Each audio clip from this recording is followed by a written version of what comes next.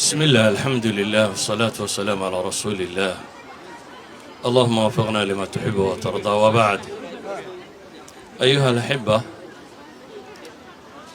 كلمات كوابان بان دران دونا هدي بوق يرادو إن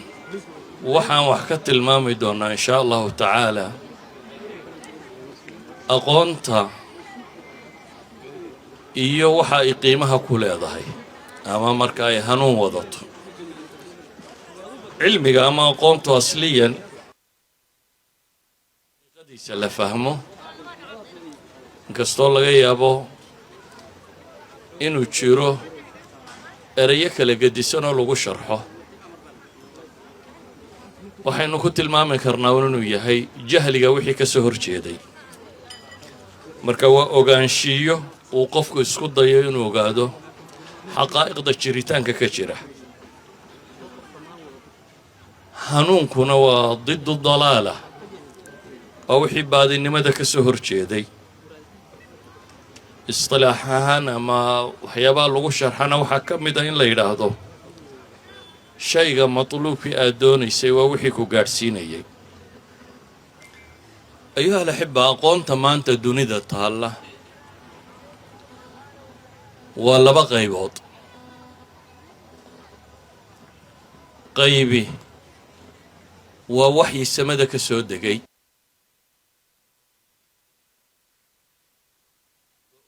uu sheegay oo ah xaqiiqo rabbi caliima oo khabiira oo xakiima oo wax walba ogi uu soo dejiyey qul anzalahu aladii yaclamu sira fi الsamaawaati wاlard ilaahay wuxuu leeyahy subxaanaه wa tacaala waxa soo dejiyey qur-aanka kan ilaaha og ciriya dhulba sirta ku jirta walaqad ji'naahum bikitaabin fasalnaahu calaa cilm waxaan u keenay ama ula nimi baa ilaahay leeyahy subxaanaه wa tacaala kitaab fasalnaahu calaa cilm qaybta labaad ee aqoontu waa ilaahay makhluuqaadkiisa oo la daraaseeyo marka waxaynu aqoon haynoo dhammi ima kalaamullah wa ima afcaalullah inay tahay ilaahay hadalkiisii ama waxyigii xagga samada ka yimi ama inay tahay dhugasho la dhugtay khalqiga ilaahay abuuray iyo siduu u shaqeeyo ha ahaato cirkan iyo dhulkan iyo aadamaha iyo waxa ku dhex nool dhugasho la dhuganayo ama fiirsasho loo fiirsanayo laysku dayayo qawaacidda cilmiga ee ilaahay ku dhisay in la ogaado cilmigu markaa masdar kale male waa labadaa shay uun ima inuu yahay ilaahay subxaanahu wa tacaala waxyigii uu soo dejiyey ama inuu yahay daraso ama barasho laysku dayaya in la barto khalqiga ilaahay abuuray iyo sida uu u dhaqmo ama uu shaqeeyo insaanku khalqiga wuxuu ka ogayay waa wax tirsan marka horeba mugga qofka bini aadamkii wuu yaryahay afar suuradood oo qur-aanka ka mid ah ilaahay wuxuu ku leeyahay wallahu yaclamu wa antum laa taclamuun suurat albaqara suuratu ali cimraan iyo suuratu nuur laba meelood oo baqra iyo labada suuradood oo kale waa afar aayadood oo qur-aan ka mid ah ayaa ilaahay leeyahy wallahu yaclamu wa antum laa taclamuun ilaahay subxaanahu wa tacaala waxbuu og yahay idinkuna waxba ma ogidin waxaa ilaahay inoo tilmaamaya wamaa uutiitu min alcilmi ilaa qaliila aqoonta laydinkama siinin wax yar mooyaane wax allaaliya wuxuu bini aadamku ogyahy oo dhan marka la ysku daro ee magacyada badan leh aqoomaha ama human sciences ha noqdaan ama natural sciences ha noqdaan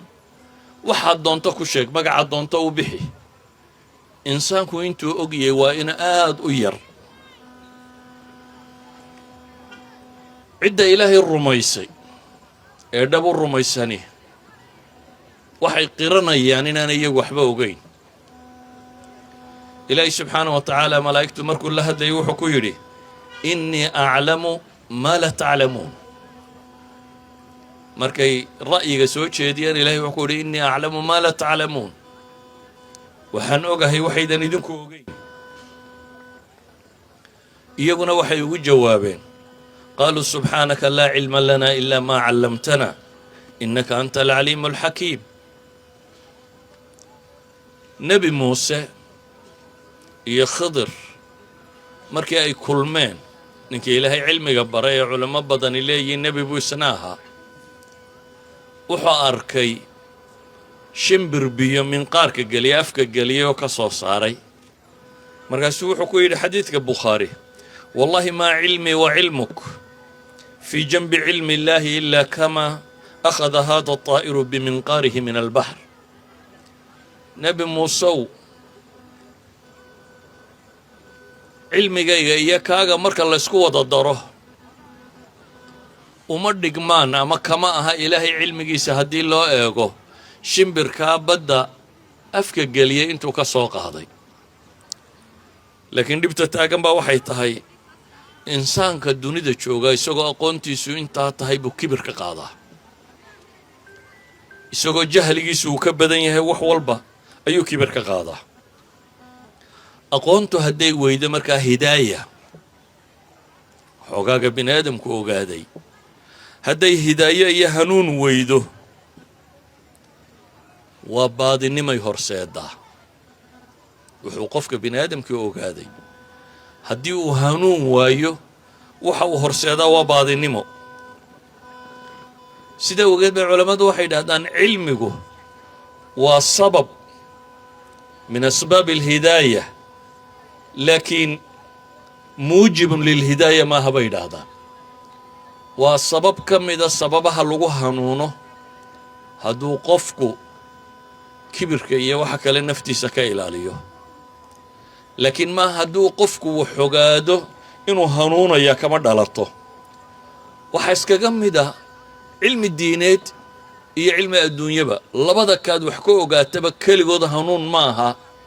haddaan ilaahay ku waafajin subxaanahu wa tacaala. sidaa ogeed bay culammadu waxay dhahdaan cilmigu haddaanu hanuun wadanin waa dalaalun bilaa xuduud bay dhahdaan, waa baadinimo aan xad lahayn. cilmigii waayey hanuunku, maanta dunida waxaa laga yaabaa jaamacad baad joogtaan in akademinimada lagu faano iyo shahaadaadka la qaato iyo waxa la midka ah, laakiin kan baa dunida jooga shahaadaad sita cilmi daqiiqa iyo ikhtisaasaad aad u cajo badan leh, wax badanna ogaaday oo ka mida khalqiga ilaahay subxaanahu wa tacaala, laakiin haddana dhagaxu sujuuda ama dibi caabuda. waa brofesaro. kuwan kaadida dibiga ku maydhanaya waa brofesor, laga yaabo fiildkiisa in ninka looga dambeeyaba uu yahay. ilaahayna qur-aanka wuxuu ku leeyahy waman yudlil illaahu famaa lahu min haad. cidda alla lumiye ambataa hanuun ma leh. 150 shahaado sido haddaad waxa u weyn garan weydo allah subxaanahu wa tacaala, waxaad garatoo dhamme waa bacdu makhluuqaatihi oo aanad weliba wax badan ka ogeyn. agtaada aqoonta taalloo dhammi waa in yaroo makhluuqaadka ka mid ah. ilaahina subxaanahu wa tacaala qur-aanka wuxuu ku leeyahy afara'ayta man ittakhada ilaahahu hawaah wa adallahu allahu calaa cilm wa khatama calaa samcihi wa qalbih wa jacala calaa basarihi ghishaawa faman yahdiihi min bacdi illaah afalaa tadakkaruun. ilaahay wuxuu leeya yaa bal ka warrama man ittakhada ilaahahu hawaah, qofka macbuudkiisa ama wuxuu caabudaya ka dhigay hawadii naftiisu waxay jeceshu qaatay,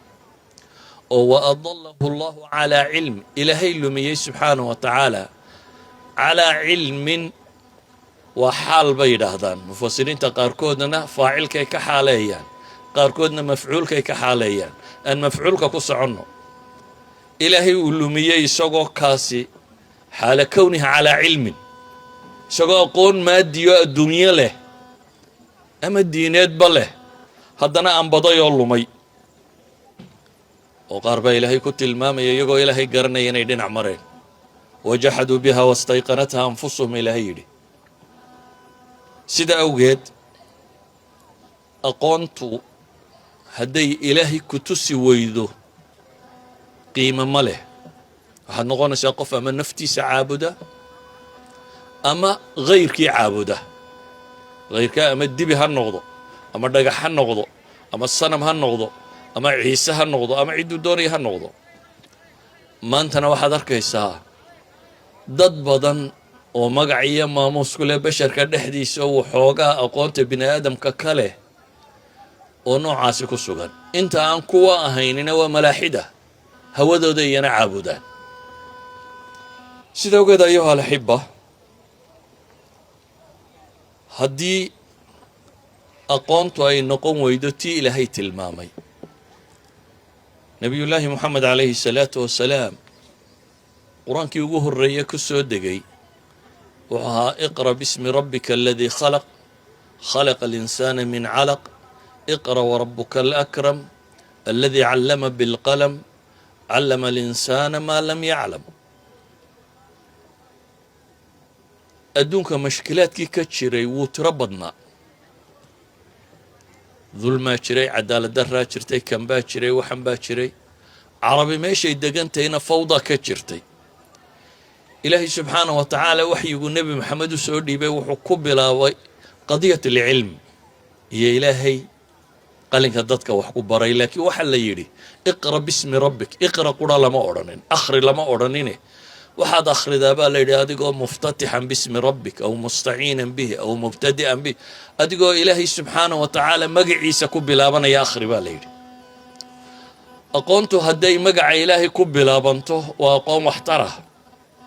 mid adduunya mid aakhira kay doonaysa ahaato hadday ilaahay subxaanahu wa tacaala magaciisa ku bilaabanto waa waxtar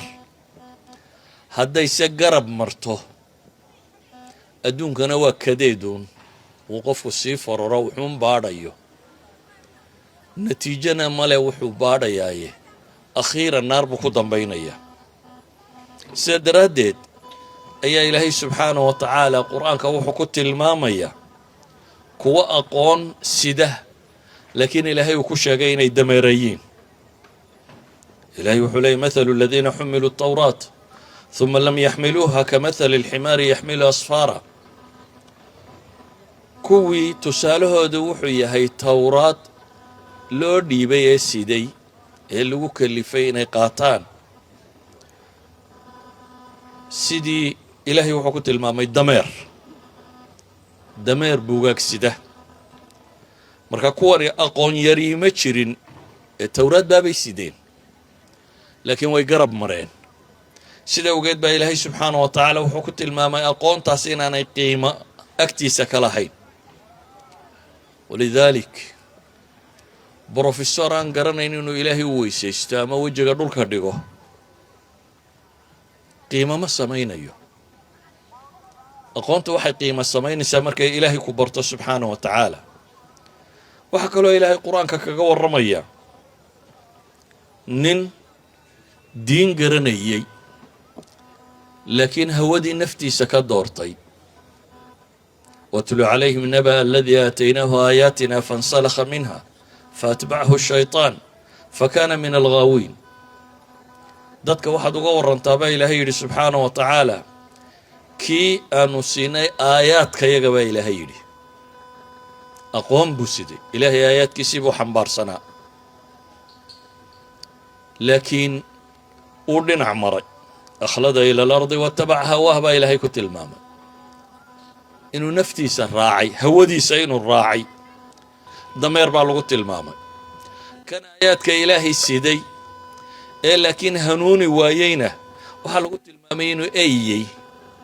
eygaba waxaa la yidhaahdaa haddaad eridana wuu hararyoodaa hararyada ma taqaaniin xooluhu marka ay cadceeddu ku dhacdo ee hadhka la geeyo carabkay soo saarana way hararyoodaan eygu hadduunu kulayl arag ama la eriyana uu iska joogo carabka wuu laalaadinaya haddii aad eridana carabku wuu laalaadinaya isaga labada siyoodba way isugu mid kan ilaahay wuxuu ku tilmaamaya ilaahay aayaadkiisii inta la siiyey baanay waxba ka bedelin سادر أدد با إلهي تسهلي سوحو كدقي كمثل الكلب إن تحمل عليه يلهث أو تتركه يلهث ويهوى النفس قرآنكو meelaha uu ku tilmaamo o dhan wuxuu ku tilmaamayaa dadka baadiyoobay walaa tattabici ilhawaa fayudilaka can sabiili اllah waاtabaca hawaahu wakana amruhu furuطa waama man khaafa maqaama rabbih wanaha nafsa can اlhawaa faina aljannata hiya alma'wa nabiguna wakiila calayh الsalaatu wasalaam laa yuminu axadukum xataa yakunu hawaahu tabacan lima ji'tu bih idan ayuha alaxiba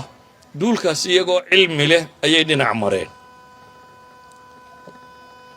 waxaa ilaahay tilmaamaya qur-aanka mid kale oo waxoogaa hantiya helay oo isbuufiyey dabeetana markii la faray war maad wax sadaqaysatay ama ilaahay maad ka cabsatay ama sidan maad yeeshid wuxuu yidhi qaala inamaa uutiitu calaa cilmin cindii aqoon baan ku keenay xoolaha kan ilaahayna wuxuu ku tilmaamay fakhasafnaa bihi wa bidaarihi alard isaga iyo guryuhu ku faanayaba dhulkaanu la goynayba alla tilmaamaya subxaana wa tacaala waxaa qur-aanka ilaahay kaga warramaya kuwo rusul uu soo diray oo waxoogaagii ay haysteen ee aqoontaha ku faanay oo rusushii garab lamaa jaa'athum rusuluhum bilbayinaati farixuu bima cindahum min alcilm waxaaqa bihim maa kaanuu bihi yastahzi'uun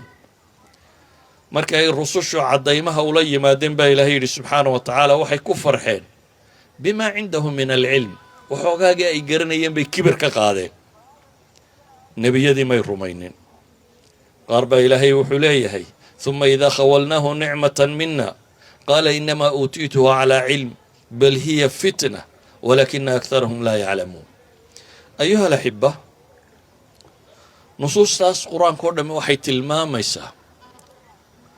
aqoontu ama mid diineed ha noqoto wadaadda kitaab xor oo tiro badan baa jira ama mid adduunye ha noqoto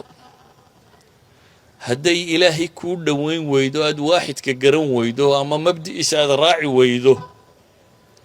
inay wax la-aan tahay ama dalaalun bilaa xuduudday sheegayeen inay tahy ilaahayna wuxuu qur-aan ku tilmaamayaa saasrifu can aayaatiya aladiina yatakabbaruuna fi lardi bigayri alxaq wain yarow kula aayatin laa yuuminuu biha wain yarow sabiila rushdi laa yatakhiduuhu sabiila ilahay wuxuu ku tilmaamaya kuwan intay aayaadka arkaan inaanay rumaynaynin jidka quman intay arkaan inay ka weecanayaan wain yarow sabiila alghayi yatakhiduuhu sabiila jidka baatilka hadday arkaan inay raacayaan sababtu waa maxay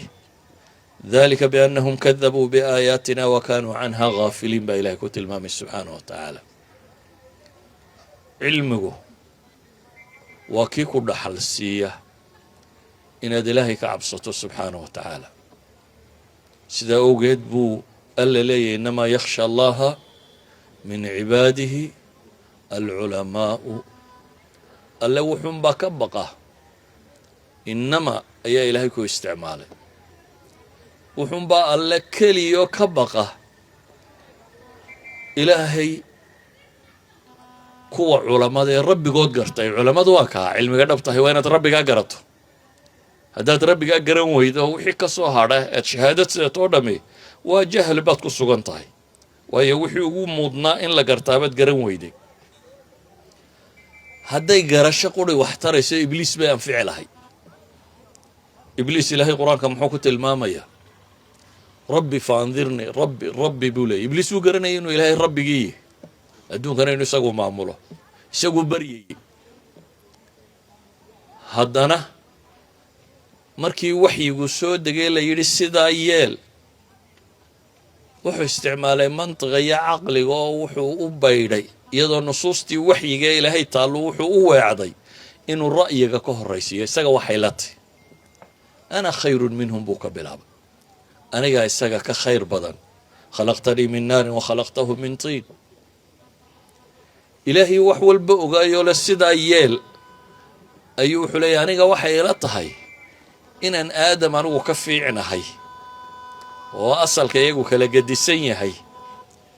sidaa awgeed inaanay habboonayn oo kale buu tilmaamaya waa qiyaas nas laga horgeynayo nebiguna calayhi salaatu wasalaam in badan buu ilaahay wuxuu ka baryayey ilaah waxaan kaa magan galay min cilmin laa yanfac wa min qalbin laa yakhsha aqoon aan wax tarin aqoon kastoo ilaahay ku garab marisaa wax ma tarto waxa uu nebigu calayhi salaatu wasalaam in badan ama nusuus badan ay kaga sugantay salu llaha cilman naafican wa tacawaduu billahi min cilmin laa yanfac war ilaahay weydiista cilmi idin anfaca oo ilaahay waxaa ka magan gashaan cilmi aan waxba taraynin aakhirana kuwa naarta loogu horraysiiyo waxaa ka mid ah xadiidkii bukhaari suu tilmaamayey 3 nin oo midi uu sheeganaya aqoon ilaahay uu leeyahay waxaan ku baray qur'aankii ee maxaad ku samaysay habeen iyo maalinba waan akhrinayay buu yidhaahdaa waxaa lagu yidhaahdaa buu nebigu tilmaamaya kadabt been baad sheegtay waxaad rabtay in lagu yidhaahdo hebel waa qaari waa nin qur'aan akhris fiican waa nin qur'aanka sida loo akhriyo yaqaana waqad qiil intiina waa lagu yidhi maadaama intaana lagu yidhi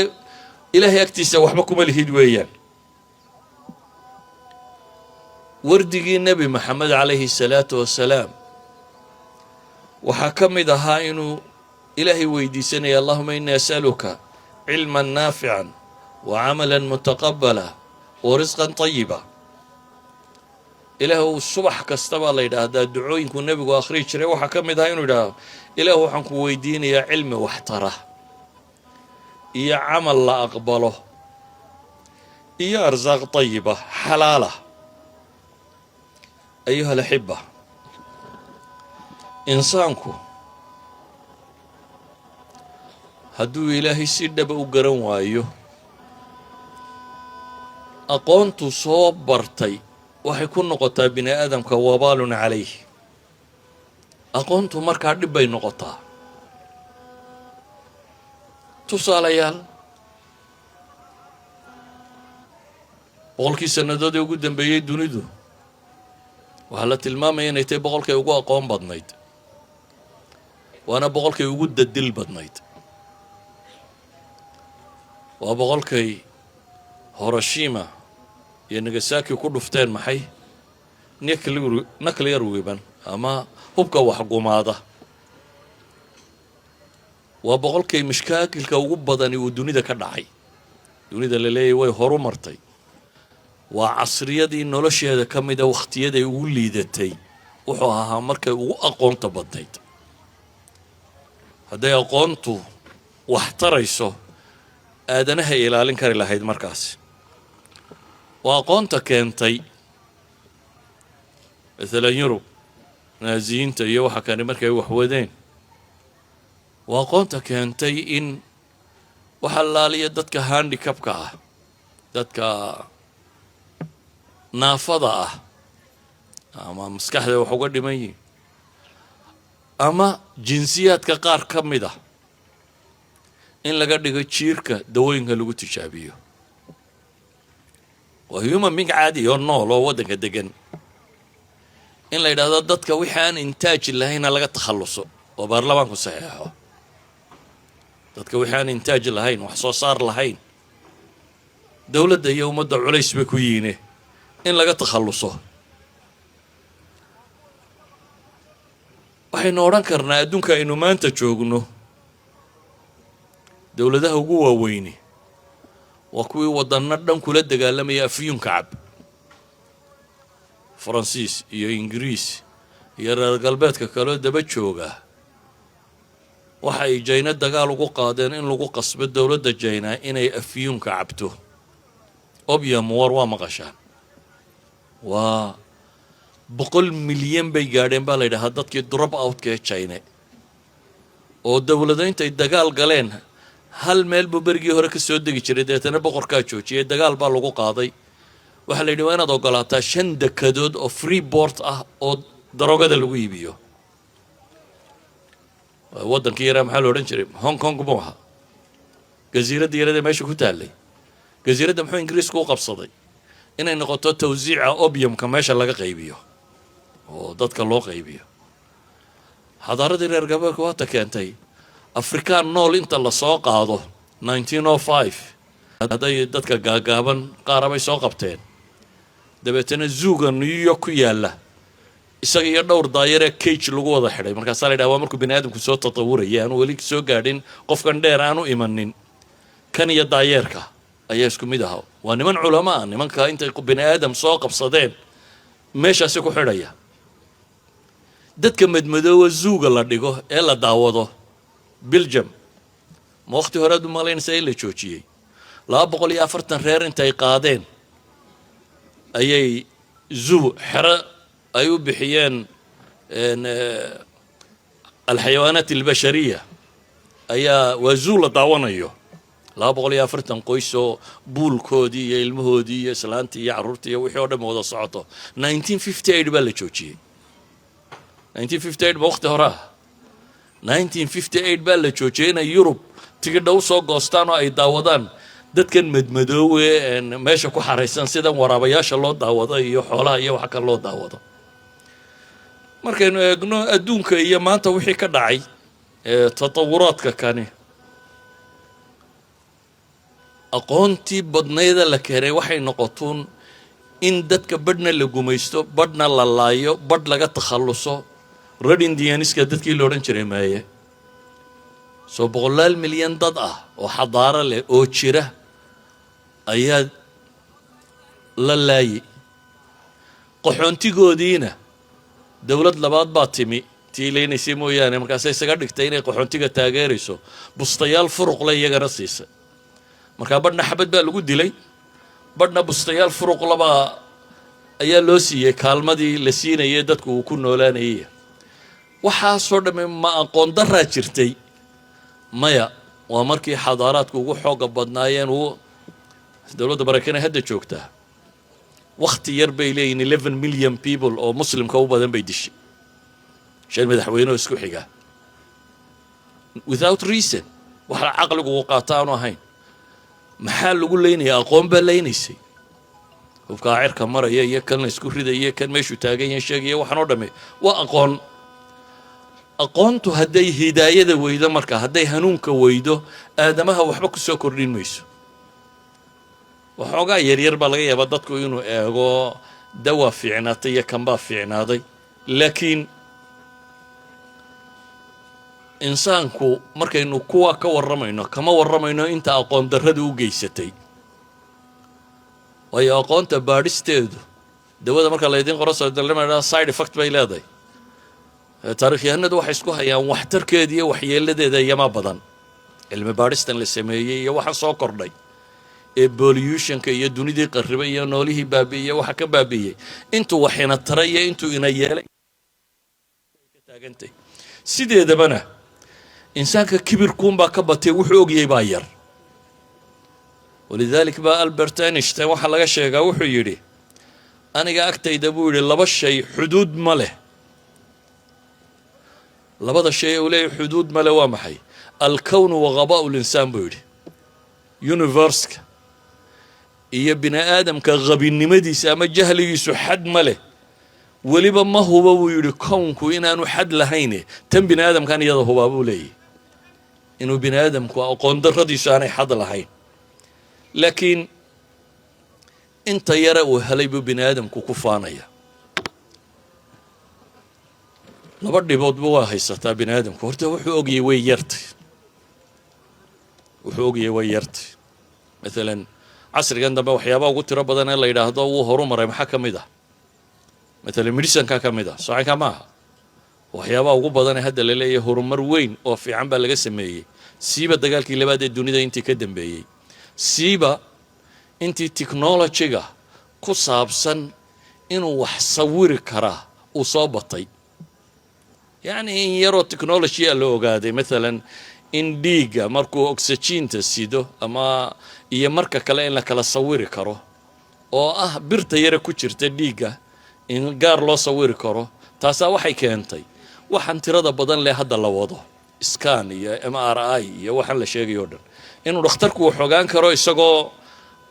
aan qofka qalitaan lagu sameeynin baaritaanada in wax badan lagu ogaan karo laakiin intee la ogyahay maca dalik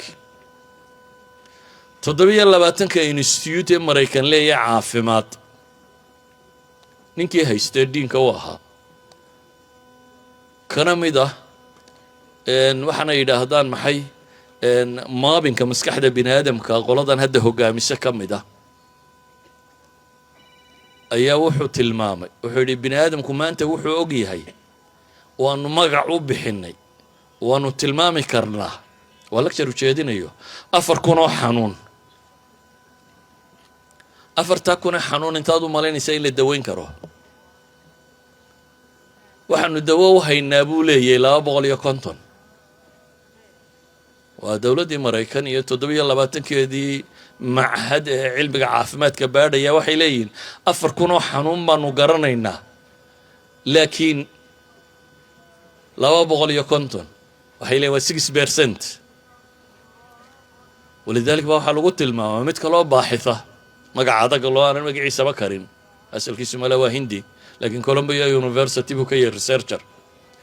أيه وحيلي وحي بني آدم كواح الله في لي أبو يدي مركا imagination lagu sameeyo ilaa 1 milyan oo chemical reaction isri jidhkiisa ka dhaxdhacaan waxaanu farafarayn karnaa buu yidho bini aadamka dawo inta la siiyo wax laga bedeli karaa waxay la mid tahay buu yidhi adigoo haysta telefoon 1 milyan oo nod leh yani shirkad telefoon 1 milyan oo bahal qaybisay laakiin 250 la hadli karta buu leeyahay نتك الله قرنا يحدن وما حي 1 مليون أو تليفون بحدن لكن أنت عاد الله هدي كرتابولي ولا بغل يكونتون ولا بدي بغل يكونتون كي هو رشيجي سادرات بدو حيلين فرمسيق الدودة طالو إلا تضرب عليه وحاجة كيميكالي لا بدأ بغل يكونتون كسا لقوا معمية لكن أنت كله ولد والله ما هيو ما حنتو ساليا شاو بحنايا هذا اللي يردو waxay haysataa inta badan wax walba inay dunidu ogaatay dunidu wax walba ma oga inta jaahilka ka badan waxay dhahdaan marka la eego dunida universe inta aynu garanayno kow asliyan 95% isaga kama warhayna bay dhahdaan waa dark matter ka iyo dark energy ga iyo waxaan ay sheegayaan inta inoo muuqataa bay leeyahay waa 5% 5% كان أقونت بني آدم كو 10% 10 أو 5 أي أهبي لين أنت أي إن ما أنت الله وراقة وحلقوا جي جامعات كي أكاديميات كي واحد دوني ده شرور ما يسوق تجاه وحنا أنا يدو ساسية وأنا أقونت مركو هربا بدنا نسيد اللي مودية هذا عصر قندم به وحلا صار آد بو ترى بدني iyana waxay yiraahdaan dib kala haysato paperska cusub iyo information cusub la soo saaray bay leeyeen 10 sanaba hadda waxay noqotay iyana waxaanu koobi karin mesela ninka dhakhtarka imika jaamacadda ka soo baxay information ku hayay leeyeen intiisa ugu badan inaanay valid ahayn ba u badantay marka loo eego buxuth cusub ee soo baxday that's why hadda leeyeen hadday ku guuleystaan dawaabay bilaabeen in ay eega lagaga kalsooni badan yahay dhakhtarka nool وهي ساعة كحسوس في عم بيلين مركا الله إيجو وحو إنسان كو عقل جيسونا مبورة وحوجي هينا مبضنا لكن أنت وجي هيبة هيدنا إلهي سبحانه وتعالى وجيسو مركو علمه هداية ويا هنو ويا وحكرنا شيء إن ونقضه دخترك كدتك بارنا إياه دوانو باهنا نقر بارسانو باهنا نقر كانوا السماء إنه نقضه نك محامي جاء قويها كي قانون كوجي كيسو أجي هي إنه باطل ينو دفاعه وهي العقبة كجيرته سوق قف كان ينو حق لهين أيها هذا الدفاعية إن مبرمج كا مثلا موبايل لدني وحنا إنه هيسنو كوا سو بروجرام جري إنه جورجي سرك ممنوعات جانا كوديو كوا بروجرام جري قار كم بدالة المامي يجوريه هذا إنه ممنوع كي كوا فوق محاكوة المامية إنستغرام كان أوضا قشان نينكاليه يسوق موبايل وهي وحكوليه واحترم لها لكن adiga waxa lagu program gareeyay haddaad gasho inaad addicted noqoto aanad ka bixin saad farta saa ugu riixayso saacadaadu dhamaato isagoo og inuu caafimaadkaaga waxyeelaya ama noloshaada waxyeelaya buu isagu lacag u galay dunidu maanta say u taalo waa profit minded sida awgeed maxaa lacag ku jirtaa baa la isweydiinaya maxaa bini aadamka dani ugu jirtaa la isweydiin maayo aqoontu markay hidaayo weydo meel gaaban aad ka tusata kuwaasi mala weydin ka fogiine waagii aan ardada ahayna xamar joognay ayaa maalin waa sheekaan in badan ku celceliyo nin professor hindiya baa wuxuu dhigay saacadan yare laydhka ee kilowatt hourka la yidhaahdo siday u shaqaysuu sharxay ragga kan waxaa loo tababarayaa dee inay ama injineero ama macallimiin waxaan dhigta noqdaan wuxuu markaa sharxayaa sidee loo xadi karaa wuxuu sharxay 5 dariiqo oo ay suurtagal tahay in saacadda loo khiyaamayn karo dadkan maxaa loogu dhigayaa inay ilaaliyaan waan saacadahan iyo waxa kan dadku xadin ardadii loo dhigayay subaxii dambe markay suuqa tageen in badan oo ka mid nin waliba intii reere u garanayay buu maqluubka ugu soo xidhay marka muxuu taray ardayga cilmiga la barayay wuxuu taray inuu noqdo tuug xariifa accountant fiican baatay laakiin haddaanad hidaaya haysanin tuug xariifa un baatay waa tuug la baray farsamadii uu wax ku walaaqi lahaa cilmi tibbaad soo baratay haddaanad ilaahay ka cabsanayn tuug xariifa un baatay aqoontu waxay wax tartaa markaasi oo ay tahay waxaynu leenahay noloshay wax ku kordhinaysaa marka ay ilaahay subxaanahu wa tacaala kuu dhawayso dhan kale haddaynu ka eegno aqoontu waa 3 qaybood waxay u kala fadli badan tahay ama u kala fiican tahay waxa la baranayaa siduu u kala qiimo badan yahay maxaa ugu qiimo badan ee la bartaa maxaad u malaynaysaa waxa ugu qiimo badan ee la bartaa waa ilaahay subxaanahu wa tacaala khaaliqa ku abuuray inaad barato iyo sifaadkiisa iyo maamulkiisa adduunyadan siduu u maamulo iyo adiga dacfigaaga inaad addoon tahay aad qirto inaad u sujuuddo aqoonta labaad bay yidhaahdaan waa wixii qofka bini aadamkaa ka warrama waayo insaanku bay leeyihin jamaadaadka wuu ka fiican yahay marka aqoonta labaad bay yidhaahdaan waa waxa insaan ku saabsan aqoonta saddexaad ee aqoomaha ugu dambaysa waa tan innagu aynu ugu ammaanta badannay chemistry iyo physics iyo biology waxaynu sheegno natural scienceska waxay yidhahdaan waayo waa material waa matter waxa la baranayaa waxay yidhahdaan aqoontu waxay u kala fiican tahay markaasi siday insaanka ilaahay ugu kala dhawayso innagase waxaad moodaa in maskaxda laynaga qabsaday dabeetana aayad qur-aana haddaan akhriyo id idhaahda ilaahay baa sidaa yidhi wax wadaadadu sheegaan oo dee meelahan laga keenay oo dad aan aqoon-yahan ahayn ay sheegaan baa u haysataan haddaan se idin idhaahdo albert einstein wuxuu yidhi hadda albert einstein sida loo weysaysta ma aqoonin kaadeskagama weedhi jirin laakiin haddaan idhahdo albert einstein baa sidaa yidhi francis colonis baa sidaa yidhi waa dhagaha wada taagaysaan maayo aqoon-yahankii baa hadlay ilaahayna wuxuu ina leeyahay 4 aayadood oo qur-aanka ka mid ah wallahu yaclamu wa antum laa taclamuun qur-aankaasi maadaama uu ilaahay kalaamkiisa iyo ilaahayna uu inoo sheegay yaclamu sira wa akhfaa wax walba inuu isagu og yahay inagu mulaaxadaadkeenna aqoonta bini aadamku xagay ka timaadaa waa mulaaxadaad waa waxa qofku uu arko waxay la korodhaa aragga waagii hore biologyga wax badan lagama aqoonin saa daraaddeed xanuunada dadka ku dhaca wadaadadii kiristanku inay jiman iyo balaayo iyo dabayl dardarteed dadka loo ogaa markii ugu horreysay mikroskoobka yare bidaa'iga la helay ayaa la ogaaday wax yaroo kaloo noolo oo qofka intuu galo bakteeriya la yidhaahdo wax yeeli karaa inay tahay waxaa cirka meera iyo dayaxyadan iyo waxa socdoo dhan wax badan lagama ogeyn. waxay aqoonta bini aadamku wax garatay markii uu Galileo iyo intii la socotay ay teleskoobka yare bidaa'iga sameeyeen. kuwoodii hadda waa lagu qoslayaa waxay ahaayeen haddii imka lagu tusiyo, laakiin goormay aqoonta bini aadamku baratay? waxay baratay ishiisu markay dheeraatay. soo ma maqashaan Soomaalidu inay ku mahmaado bini aadamku way dhaku garaadle? waa xaqiiqo jirta. khalqiga waxaynu ku ognay waxaynu aragnay. walidalik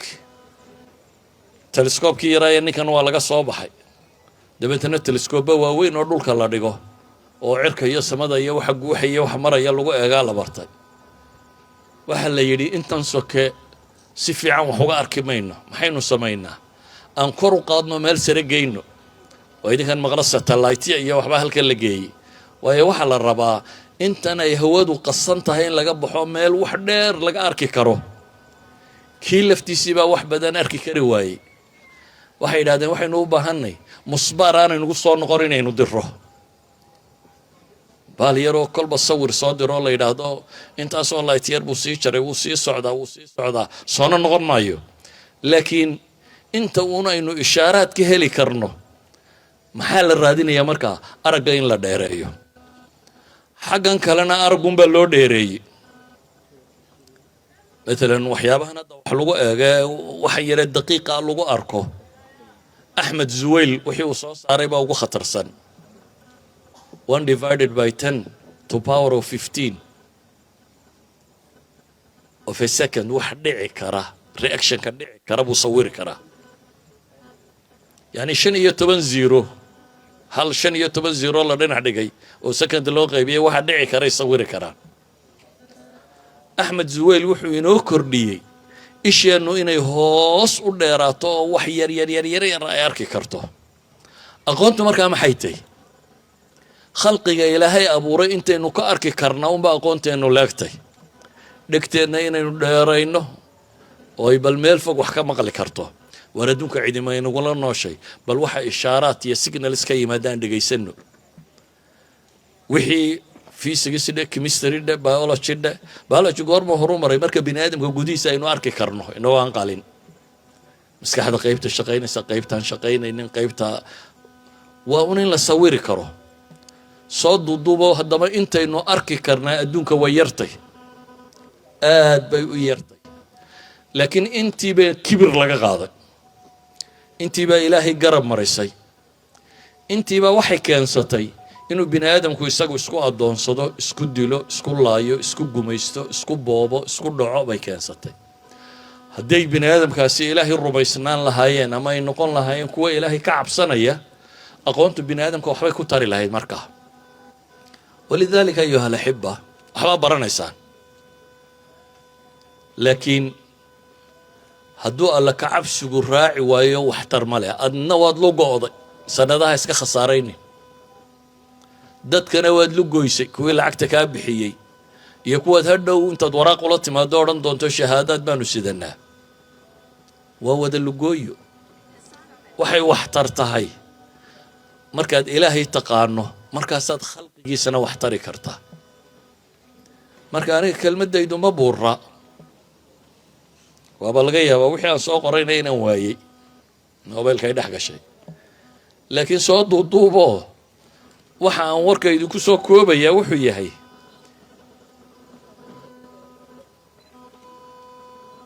inaad waxaad arkayso ka buunbuuniso ilaahay sameeyey wuxuu kaaga sheegay. insaanku oo dhammi wuxuu aqoon haystaa waa dhaato la ururiyey. xog intaad ururisay, data waa af Norwich mala idinku data tidhahdaan wasal halkii uune. in xog la ururiyey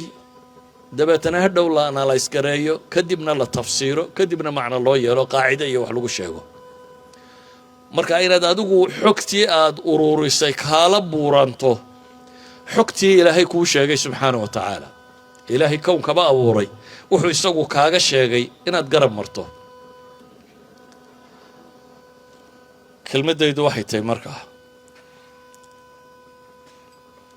imaamu shaafici baa waxaa laga sheegaa marna imaamu shacbi baa loo nisbeeyaaye cilmigu waa saddex taako oo taakada koowaad kibir baa laga qaadaa qofku inuu wax badan garanayaa buu ismoodaa dhallinyaradu had iyo goor markay shahaadaadka koowaad ama labaad ama saddexaadba soo qaataan inuu cirka iyo dhulka kala hayaa buu ismoodaa taakada labaadna waxaa la ogaadaa bay yidhaahdaan inaad waxbaba badan garanaynin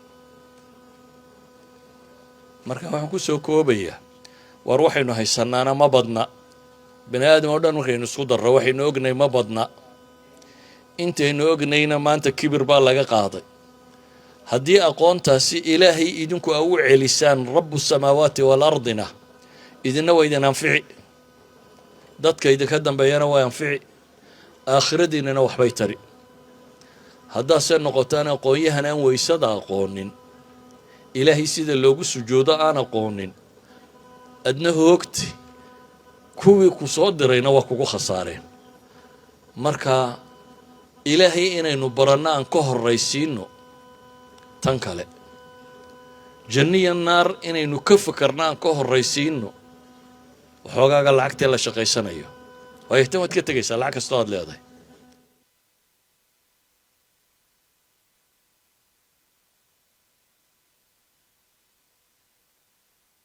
maadiyadku wax anfacaya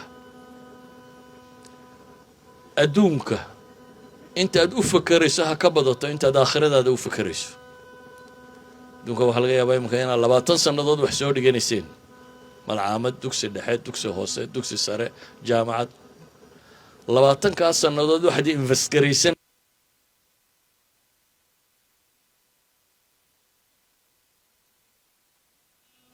midaa baraka u barataan maa jira waa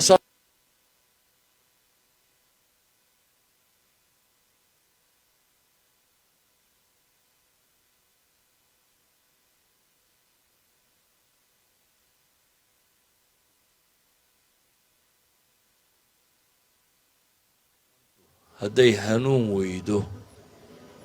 waa dalaal aan xuduud lahayn hadday se hanuun hesho waa nafci adduunyo iyo mid aakhiraba sala allahuma calaa nabiyina moxamed